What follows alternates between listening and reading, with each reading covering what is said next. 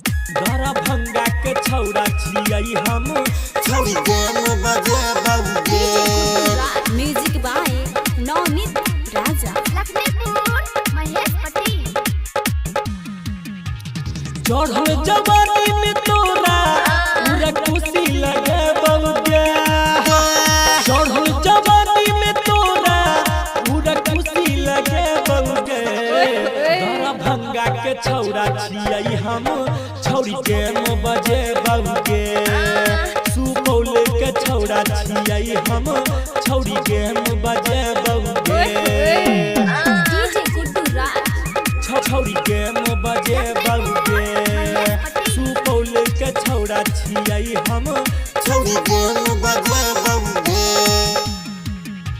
सब छौड़ा हम मिल के छौड़ी डीजे पर नचे बउगे वैष्णवी रिकॉर्डिंग स्टूडियो अखतवारा। आगे सब छौड़ा हम मिल के छौड़ी डीजे पर नचे बउगे अपन तू ढोरी देखैबे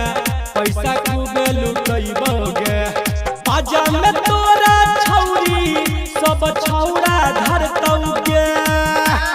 बाजा में तोरा छौड़ी सब छौड़ा धरतौगे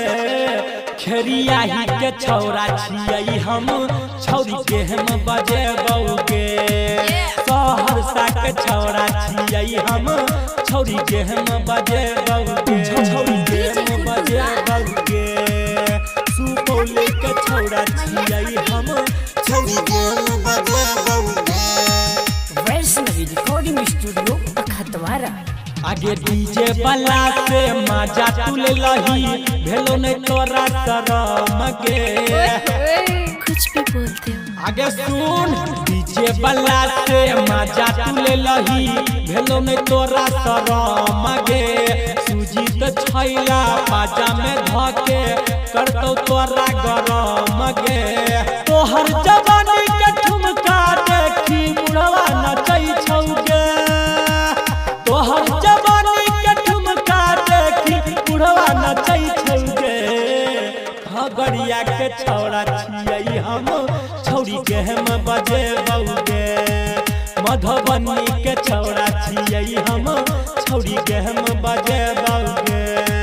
आगे सुन गया कुछ भी बोलते हो है ना।